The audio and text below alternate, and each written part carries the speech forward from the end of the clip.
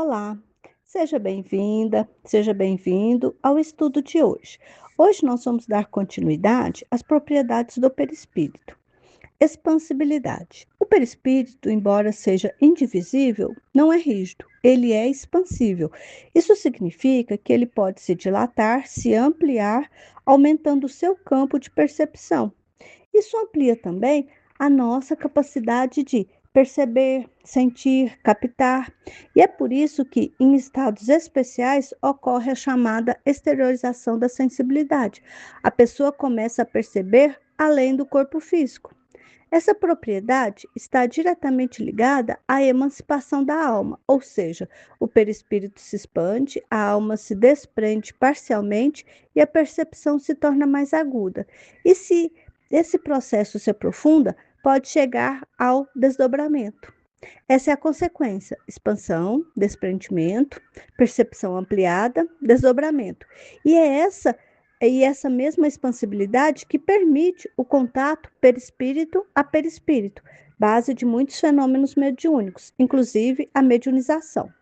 Bicorporeidade. A bicorporeidade é uma consequência mais avançada da expansibilidade, é o desdobramento. Então, o perispírito pode, em condições especiais, se desdobrar, chegando a apresentar-se como se fosse um segundo corpo. E não é dois espíritos, é o mesmo espírito atuando em dois pontos diferentes. Isso pode acontecer de forma sucessiva, vai e volta ou quase simultânea. Este fenômeno é chamado hoje de experiência fora do corpo, com a sigla OBE. Mas Kardec já tratava disso como desdobramento. O mais importante não é que ele é sobrenatural, ele é natural. É uma lei ligada às propriedades do nosso perispírito.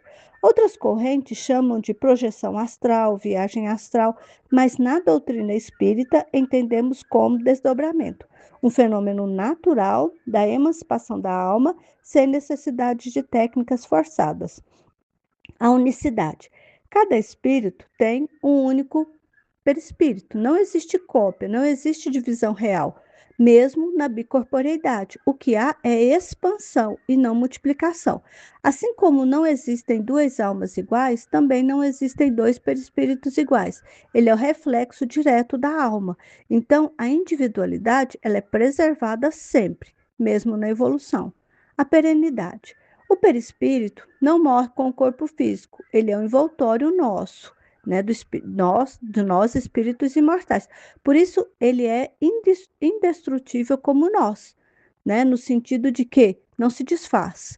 Mas, como nós, espíritos imortais, o nosso perispírito, ele se depura à medida que vamos evoluindo intelectualmente e moralmente. Ou seja, a essência não muda, mas vai eliminando os fluidos mais grosseiros. O perispírito, ele é o modelo organizador do corpo físico.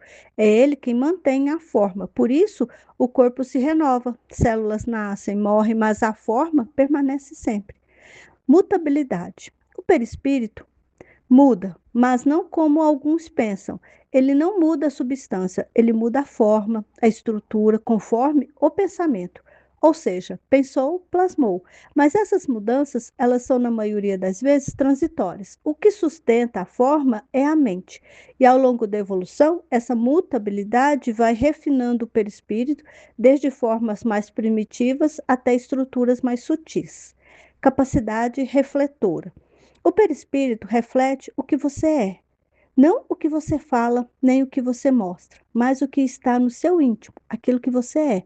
O pensamento gera forma, emoção dá cor, intenção dá direção. E isso aqui é o que o livro chama de formas, pensamentos. Então, isso repercute no corpo físico, no sistema nervoso, no sistema endócrino, no equilíbrio geral. Então, pensamento ele não é abstrato. Por isso, precisamos cuidar daquilo que pensamos. Odor. O perispírito emite uma espécie de odor fluídico. Espíritos elevados, impressões agradáveis. Espíritos inferiores, impressão desagradável. Ambientes espirituais inferiores são descritos com odores insuportáveis. E médiuns, em certos casos, captam isso. Então, o estado moral, ele exala. A temperatura. A mesma lógica do odor. O O perispírito pode transmitir sensação térmica. Espíritos inferiores, sensação de frio, peso, desconforto. Espíritos elevados, sensação de calor equilibrado, bem-estar. Isso aparece muito nas reuniões mediúnicas. Não é temperatura física medida, é percepção energética ligada ao grau evolutivo. Então, resumindo, o perispírito, ele é o retrato vivo da alma. Ele mostra o que pensamos, o que sentimos e o que já evoluímos, né? E o que ainda precisamos evoluir. Até o nosso próximo estudo.